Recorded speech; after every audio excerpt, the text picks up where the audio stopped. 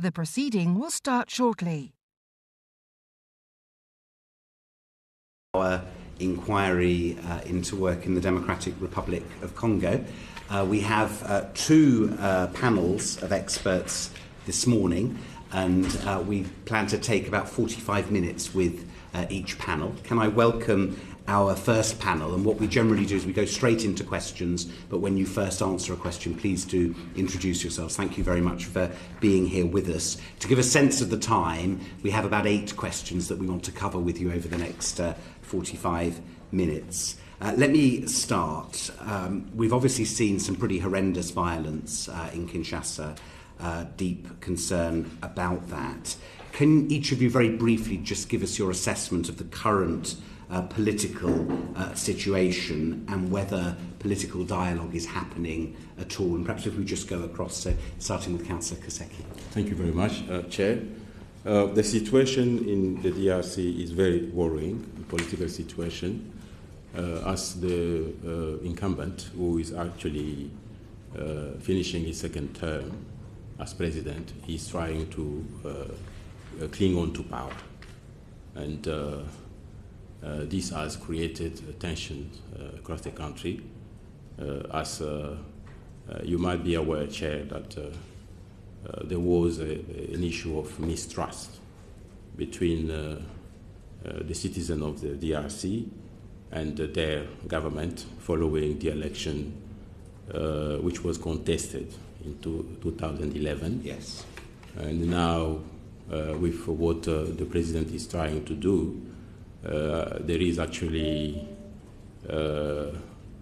tensions, and people are very, very angry. People went to protest, many demonstrations against what the president is trying to do, and violence has been escalating there in the Democratic Republic of Congo. And he has tried to maneuver by clinging on to power with a national political dialogue, which actually did not involve the real opposition side of the DRC, which has support across the country, a lot of support.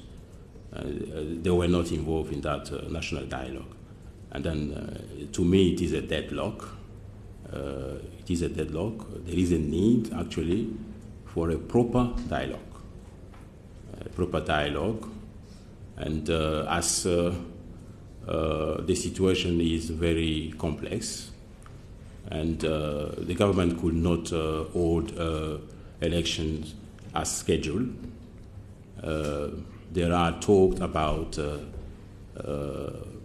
creating a path for a transitional government for 18 months to pave the way for democratic election, free, fair, democratic elections. And this needs the involvement of the real opposition, which has a lot of support in the country, to restore trust. This is where we are politically. Thank you very much. Dr. Pereira. Yes, thank you. So I think I'd like to echo what Councillor Kaseki said. And indeed, the situation is very dire, and there is a real danger that the country could, the violence in the country now could escalate into civil conflict. But I think to look a little bit on perhaps some of the positive things that are maybe emerging in this critical moment, I think we can see a number of strong pro-democracy movements emerging, especially grassroots movements and youth-led movements. I think the pro-democracy group Lucha, which is a youth-led movement, is particularly interesting here, as they are actively committed to non-violent protests and pro-democracy activities, which I think should be seen as encouraging, that there are movements that are committed to non-violence. Having said that, there is, of course, the danger of violence. We should be concerned with the situation of the armed groups in the eastern Congo, particularly the fact that a lack of trust in the political system as it's collapsing might encourage re-recruitment into armed groups and an increased mobilisation of armed groups. Thank you very much, Tom. Well, good morning. My name is Tom O'Brien and I lead the Congo Democracy Project over at Harvard University. I'm also the author of Assisting Democracy, a report that we published yesterday mapping donor assistance for elections and democracy in the DRC. I was 22 years old when I first moved to Congo, fresh out of university. I was drawn to the rich history and I think a very vibrant future for this country. But I'm very worried about Congo today. I'm very worried about my friends, my colleagues and their families in the DRC today. Congo is on the brink of crisis, I said in my written testimony to this committee back in July. But the calm before the storm is clearly now over.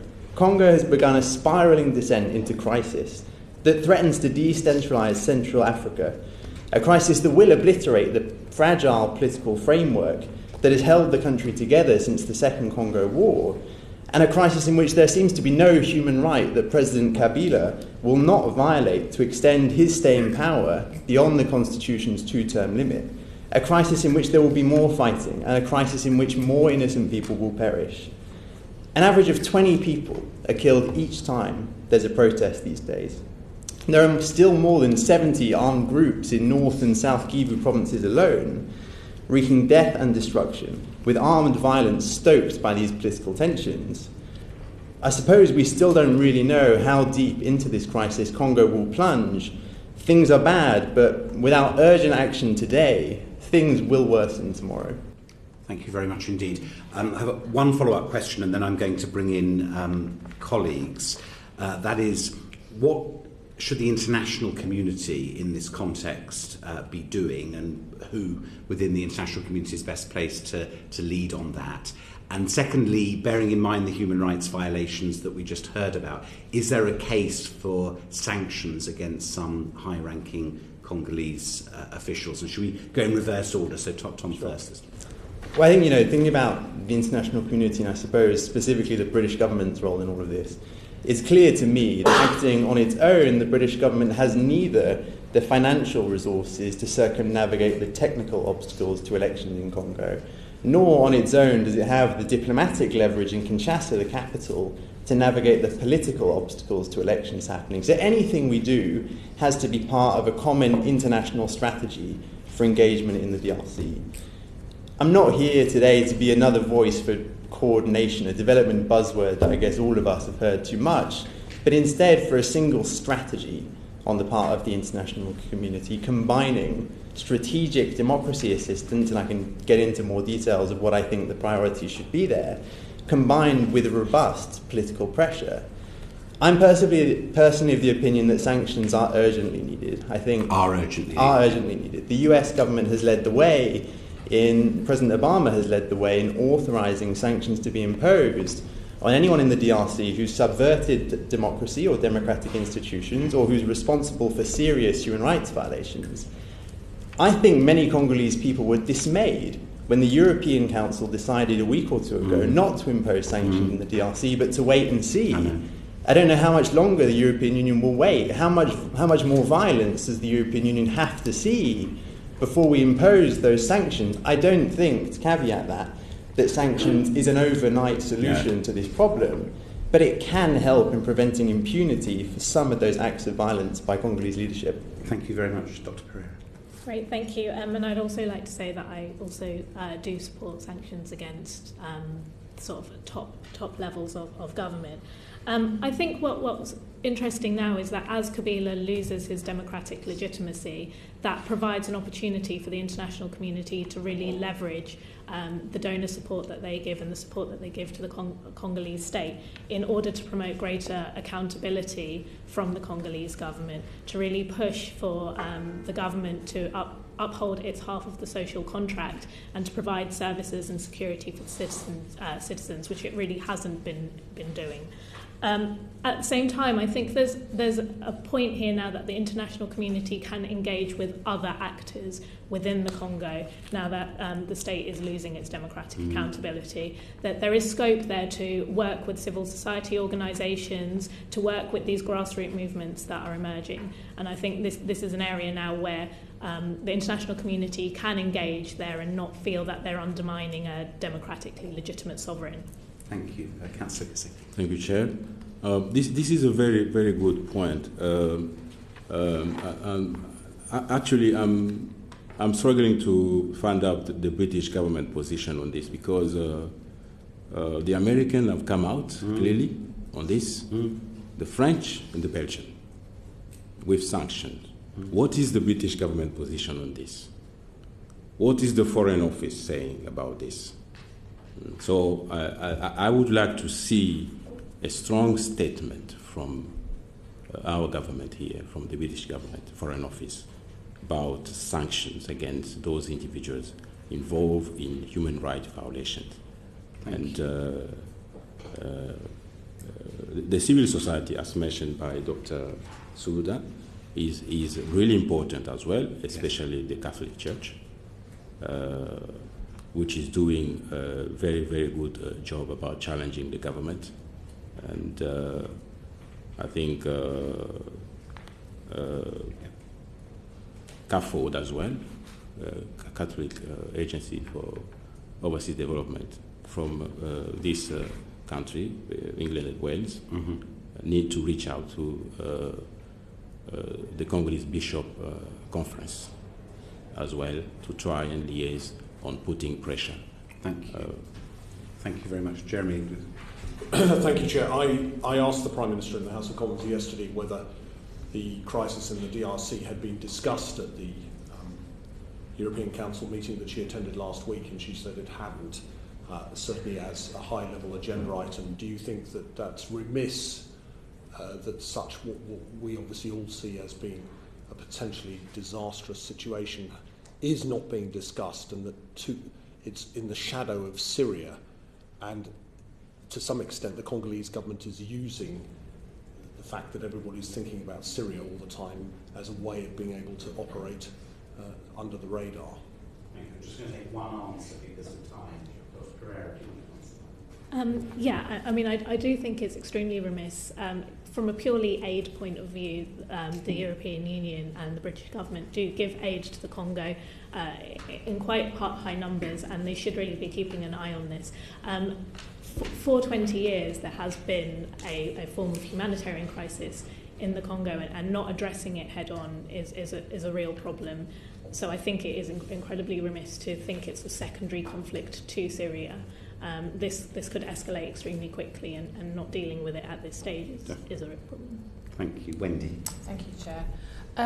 Yes, I'd like to ask you, and this is probably best going to you, Tom, first of all, given that you mentioned the spiralling crisis, the deterioration. What you feel the impact of the political crisis on Eastern DRC is, and the many armed groups operating there, and what effect any further deterioration could have on the work of DFID, particularly given the length of time that DFID has been working in country? Yeah, I think that's a really important question. I mean, the political crisis in Congo will lead to more fighting, and it will lead to more innocent people dying. Much of the violence linked to elections so far has actually played out in urban centres, right? It's played out in Kinshasa, in Goma, and Bukavu. In September alone, almost 60 people died in those protests. Those rebel groups, the armed groups, obviously tend to operate principally in rural areas, but the threat that they pose to civilians will also increase as these political tensions rise. I think in many cases there's a clear link between political elites in Kinshasa and armed groups in the east of the country, in the Kivus. And it was Clausewitz who said that war is politics by other means, and in the DRC, these rebel groups wage war on behalf of political elites to meet political objectives. You know, we tend to see these rebel groups as sort of conflict mineral hunting, bloodthirsty fighters, but actually they're also political actors serving inherently political ends. And actually, as those political elites in Kinshasa, their power base is challenged, I think it's almost inevitable, sadly, that they will be mobilizing armed groups and attacks on civilians will increase. What does that mean for DFID? DRC is clearly one of DFID's priority countries. I think it's £163 million of British taxpayer money that would be invested in Congo this year to help drive development. I think it's clear that this political crisis threatens all of that. If there's a risk in an uptake of violence, it threatens all of DFID's excellent work to build stronger private sector markets, to increase access to education and increase opportunities for women and girls. And when you think of it in those contexts, it's really a waste of time and money if we're investing those resources in tackling those challenges if we're not going to engage in a serious way with the political challenges in the country too. Okay, thank you. Would anyone else like to comment? Dr. Suda or Councillor Kaseki? No, I feel like I'm okay. Right. I think what is needed, as my colleague Tom just said, and DFID need actually to continue helping the DRC on addressing issues of security, for instance, as well. And because the security reform issues are really, really important. I think the issue of DRC's security and defense capabilities is really an issue where the DRC need a national army and a proper police force. So I think DFID could help the country on training more soldiers, for instance, more security forces, and the police as well, because the more DRC get proper security forces, the more they can protect their borders, the more they can disarm the militias, the more they can improve the security situation in the country. So I would suggest a link with the Ministry of Defense on that to try and look at ways where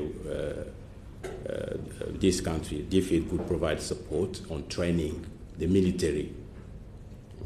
If I could come back very quickly on that point. Very quickly, yes. I mean, I do agree with this, but I think there's actually a real important need to ensure that accountability measures and justice within the security forces, both the police and the army, are strengthened. One of the real problems has been the committing of human rights violations by both the army and the police. You both touched on what my follow-up question was going to be, so perhaps I can ask Tom just for a very quick comment, because I know other members of the committee have got questions. But how can we prepare and provide resilience given the current situation in DRC? Resilience in terms of community interventions or anything, or preparedness for a situation that may deteriorate further. I think, again, that's a critical question, and I can tie that answer into Councillor Kaseki's response. I think investing in building the capacity of state institutions in DRC is critical, but is something that isn't fraught with risk. Clearly, from my personal perspective, there are institutions in the electoral sector, such as the Elections Commission, in which DFID can make strategic investments to reinforce those institutions. But I think building off that point about security and working with the Congolese state security sector actors to provide security, it's my personal belief that at this point in time, it's not responsible for any bilateral donors to be investing resources into those institutions. I think that, you look back at historical DFID support to the police in particular, and I think actually those resources enabled a number of really terrible human rights operations. I think Operation Likofi comes to mind there particularly. And with that evidence mounting that the police and army will really stop at nothing to crush opposition to Kabila's continued rule, it's really critical that when we think about that question of resiliency and how we're going to strengthen the Congolese state to be able to manage resources, that there's some institutions with which I think the risk is just too high for us to be investing financial resources. Thank you. Virendra. Thank you. Tom, you already touched it regarding the commitment from the DFID on the elections in DRC. Has anybody justified why they are hesitant to do so, to committing the resources to the DRC elections? Well, perhaps I can speak to that question first, since I've done this work on elections and mapping donor support for democracy in the DRC. I think, from my perspective, DFID had this budget of 11.4 million chalked up to support the electoral process in 2015 and 2016 in DRC. Today, I think only 2.3 million of that 11 million total budget has been spent or dispersed to date. Some of that money has been used in really smart and really important ways, training local networks of election observers, supporting projects focused on civic education. There was a specific part of that budget, 6.6 million, that had been earmarked to directly fund the elections process, a grant to the United Nations Development Programme, who had essentially managed the pooled fund for international donors on elections. DFID has granted none of that money to the United Nations Development Programme so far. From my perspective, that does represent responsible custodianship of British taxpayers' money. If realistically we've known that the government would really stop at almost nothing to try and delay these elections in November 2016, the national elections, then would it really have been responsible to invest 6.6 million in directly funding a process that we thought probably wouldn't happen anyway? I think there are a number of really smart things and a number of really smart ways that DFID can be investing its resources to support democracy in DRC, but I don't think that 6.6 million represents value for money or a smart investment. Can I just follow up from there? It's two phases. One is that, is there any other donor who giving assistance to provide political institutions to help the crisis? And the second is that how can the role of women in Congolese politics be improved? I think three of you. Thank you, Virendra. I think I'll take the first question first about supporting the political capacity building of opposition parties in the DRC, which is actually a key issue, as I think these political parties need to be supported. How do we support them? By increasing international observation as well, and as you mentioned, the political participation of women, and for women to be aware that about their right to vote, and then to be helped to feel confident about coming forward to stand as candidates in elections at all levels.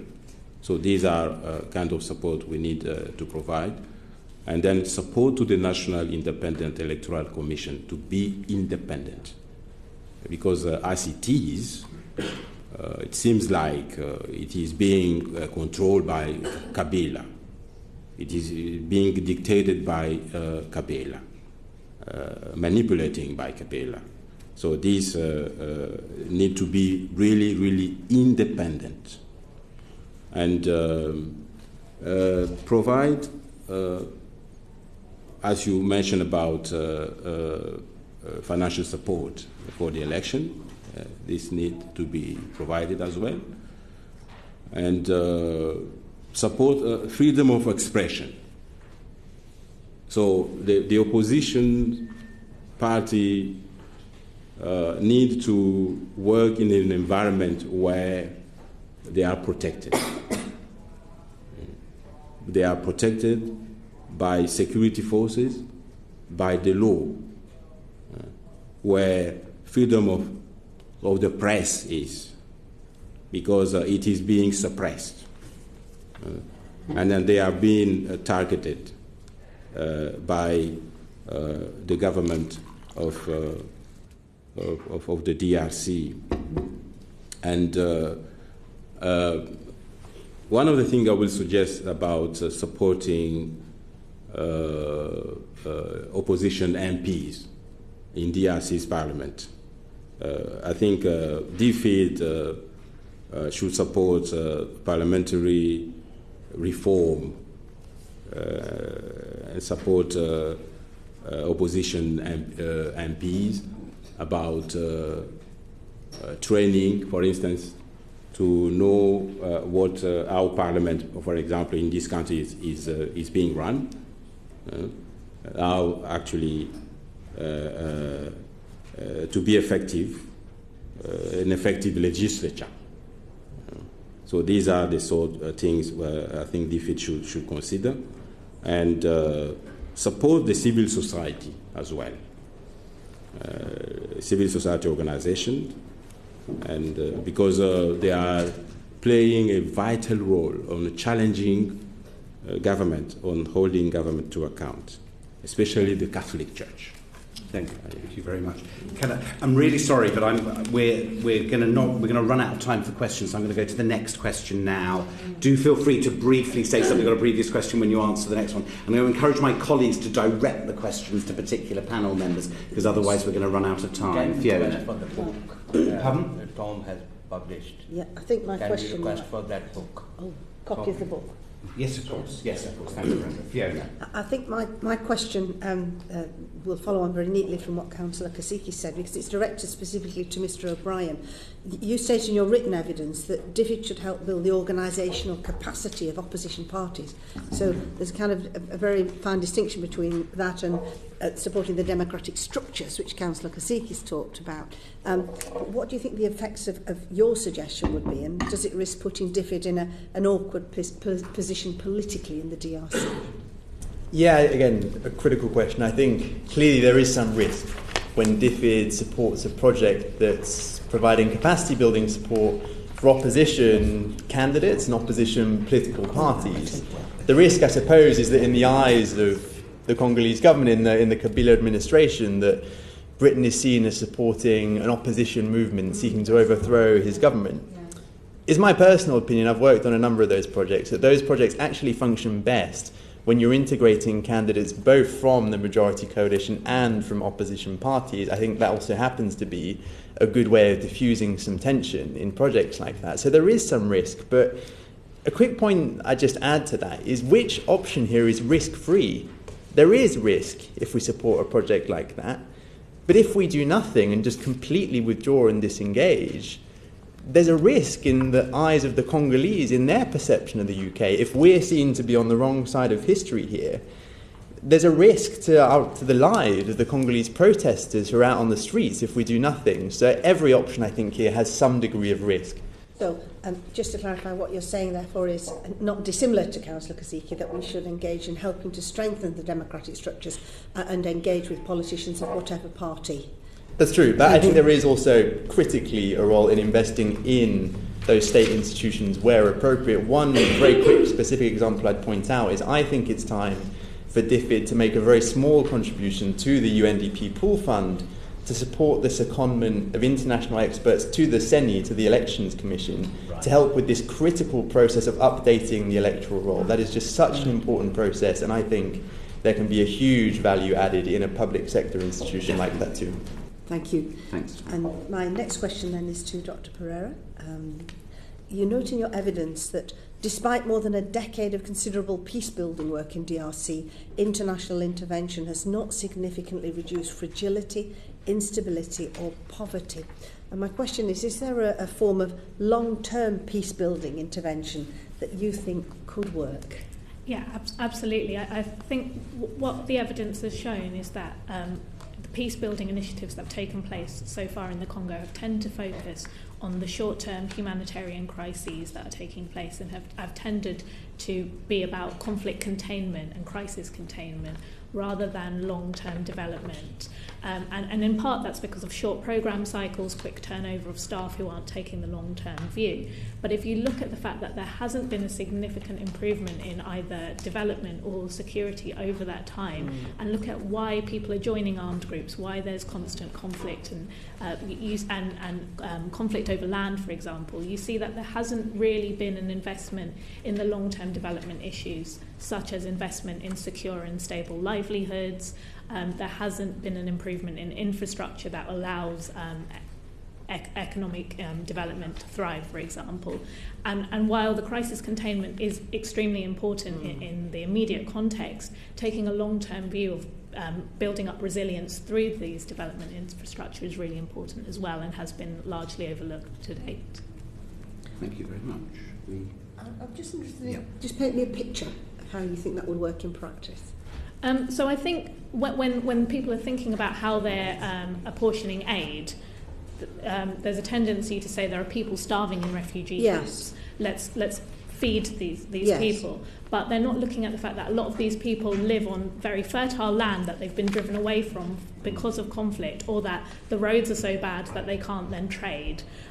Investing in those kinds of things, investing in stopping, in allowing people to have livelihood opportunities, which mean they don't turn to armed groups, which are a cause of this insecurity, is as important as feeding people in camp. Right, so looking at the fundamental causes, yes, exactly. not treating the symptoms. Yes. Thank you. Thanks, Fiona, and thank you, Lisa. Thank you, Chair. This is a question to Dr. Pereira. You argue in your written evidence that international actors should engage with armed groups. Is there a risk, though, that such groups could simply use donors for their own advantage without there being a real development or security benefit to the community? Yeah, absolutely. And I think everything comes with risk. What shouldn't be forgotten is that President Kabila himself came up through armed group struggle, and that a lot of the political parties we work with in the Congo were armed groups turned political parties, essentially. So the idea of engagement with armed groups is actually one almost of classification. What I'm suggesting, though, is, again, looking at the reasons that people turn to armed groups and armed groups are created.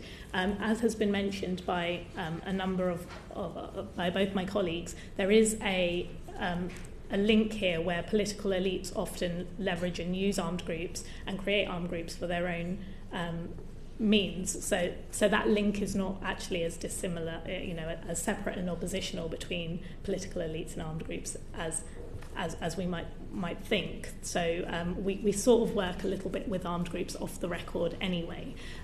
What I'm suggesting with the engagement is really looking at what drives them and trying to deal with these livelihood issues and security issues. And does disarmament, demobilisation and reintegration work in DRC to take people out of armed groups and reintegrate them back into communities? I would personally say no, because the reintegration element is never fully realised. Within the context of the pervasive insecurity in the Congo, people are very reluctant to give up their arms without any guarantees of their safety and security and the incentives to them. So what we see with the DDR process is people go through, then they come out, it doesn't work for them, they go back into either the same armed groups or create new armed groups. So there really needs to be something that will actually disincentivise people from re-recruiting, and to date, this element hasn't been appropriately dealt with in the DDR programs. Thanks, Lisa. Jeremy. Thank you very much. Polling shows that most Congolese people don't believe that MONUSCO contributes to improving security in DRC. And certainly when we were there in 2011, there was a feeling that MONUSCO was really just about protecting itself rather than protecting the communities.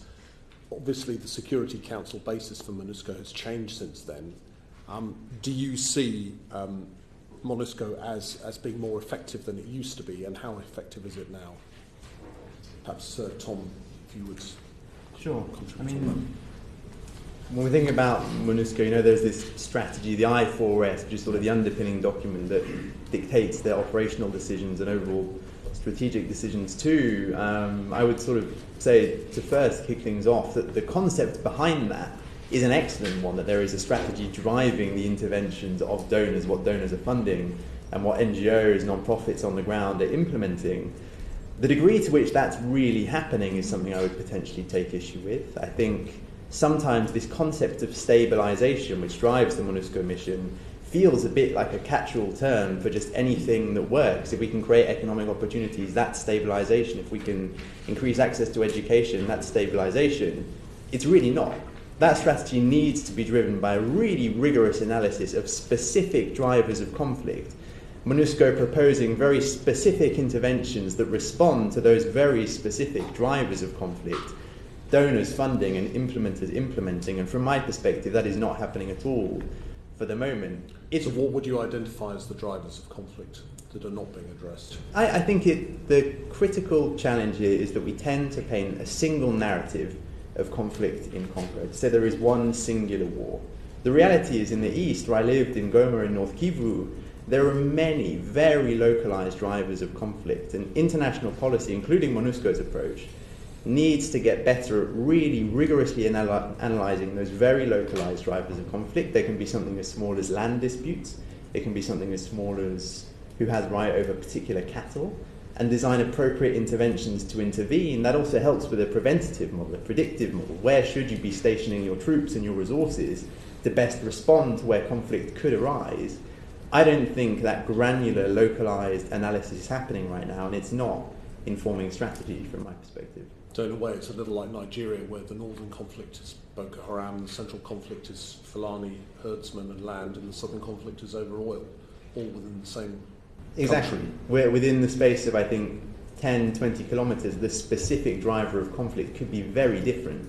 And it makes no sense that a single common intervention applied everywhere would have the same effect or adequately respond to those drivers of conflict. So yes. But do you see people recognising that, and are we seeing some approaches which are beginning to take that into account now, particularly in the East but elsewhere? I think the UN Department of Peacekeeping Operations at the New York level and in the field, not just in Congo but in other conflict zones, is taking measures to try and build some in-house capacity to get better data on this stuff, to get better analysis. It's a challenge. I don't think it's there yet, and I think you see singular narratives about conflicts. We can look at the situation in Beni, and this narrative that the ADF Nalu rebel group is responsible for the atrocities that we've seen in Beni. Really localised analysis and the intelligence that's later surfaced has shown that that's not the case. So I think the UN is making progress, but it's still got a long way to go in building that in-house analytical function to look at localised drivers of conflict. My colleague Pauline was about to ask about Beni, but just finally on this, do you think therefore MONUSCO is incapable of handling this kind of situation, or could it adapt and become much more flexible to deal with the different drivers of conflict you're talking about? Because we're talking about the largest peacekeeping operation in the world, extremely expensive, 20,000 troops. Please do respond, but I'd like briefly to respond as well. Sure. Very briefly, I think clearly that's a lot of money. $1 billion is a lot of money. It's very hard to quantify the impact. When you look at the surveys that have been done, the level of confidence in MONUSCO is low in Eastern Congo. The level of confidence and trust, sadly, in the Congolese security sector is even lower. They're responsible for human rights violations on a mass scale. And in that context, it's not perfect. MONUSCO is not the perfect silver bullet answer, but it's the best alternative that we have right now. Thank you. Thank you, Chair. There is a degree of disappointment in the Congo on MONUSCO for failing to protect civilians. And I think I would like to see peacekeepers with a robust mandate to disarm the militias. This is something which I would like to see as what happened when the M23 were disarmed following a UN resolution granting a special mandate to a brigade of Tanzanian South Africans. I think I want to see those peacekeepers in the DRC with a robust, a strong mandate to disarm the militias, because people are really disappointed for UN peacekeepers to be in the country for many years. And we are still talking about issues of security. And then people, some have even made some comparison with the presence of the UN in the country after independence when Patrice Lumumba was killed. The UN was in the DRC. So people are asking those questions. So, what are they doing? People are dying. We've been killed. What the UN is doing, what the peacekeepers, what they are doing in the DRC. These kind of questions need to actually, I think, help us to try and see things differently and put forward some new ideas on MONUSCO strategy to disarm the militias. Thank you. What I very quickly say to that is that the FIB, the mandate to unilaterally go after armed groups has been expanded, and following the success of the M23, they were encouraged to go after the ADF and also the FDLR. we haven't actually seen the replication of the success that they had with the M23. And in part because the M23 is a much more conventional fighting force, it's much less embedded in among local populations and had less local knowledge, but also in part because there's a lack of regional political will. And the FIB was massively supported by Tanzania and South Africa and regional partners there. So I think one of the issues with the lack of trust in MONUSCO is because it's huge, people expect so much from it, and realistically what it can do, given its lack of local ingrained knowledge and its ability to fight in this kind of terrain, is limited. And I think what MONUSCO really need to do in order to improve trust is to communicate more effectively what it realistically can do. It might mean reducing troops, for example. It might mean reducing the mission. I think they'll have to consider the logistics of that, but they need to be much more honest with the Congolese population about what they realistically can do. Thank you. And Pauline, on a related matter. Yes, particularly related to Beni. Jason Stearns has come up with some research suggesting that massacres that have been occurring in Beni have been, over the past 2 years, been linked to the Congolese army. Is this true? And how can donors, such as the UK, effectively hold the state actors to account? I don't know who wants to go for that one. So I would just like to caveat this with that I haven't personally done research in Beni, but I'm going to draw on my experience from doing research with armed groups in the eastern Congo, in North and South Kivu, to suggest that it is highly likely that it is true that there is a link to the Congolese army, as there have been links between armed groups and the Congolese army in both North and South Kivu. So I see no reason necessarily to doubt Jason Stern's report and his research, and he's a very rigorous researcher, and the Congo Research Group do very thorough research, so I see no reason to doubt it. What I would link is that there might be a need to think about whether this is necessarily an institutional link between the Congolese army and the ADF, or if it's individual fighters. And one of the big problems that the Congolese army suffers from is that through the process of integrating various former armed groups into the Congolese army through mixage in the past, sort of discipline within the Congolese army itself is a real problem. So I think we need to be careful when we're drawing these distinctions, whether it's institutional support for the ADF in Beni, or if it's just local army members supporting the ADF there. What about Councillor? Right. The massacre in Beni, I think, as my colleague just described the situation there, we need to be careful about this. And I would suggest that if this report is right, and the Congolese government is involved, so this could be one of the strategies from the government about creating a situation where there will be lawlessness, there will be chaos for Kabila to cling on to power, to create a situation where he will actually say to the people that the country is at war, and then he needs to stay in power. John, the final word to you in a minute.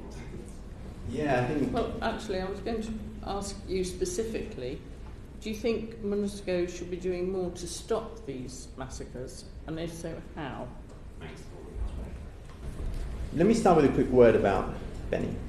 I think clearly DRC has faced armed conflicts for over 2 decades now, but the nature of the violence in Beni is truly abhorrent. I remember I got an email back in 2014 one morning in the office in Goma with a report that featured some photos from the attacks in Beni the night before.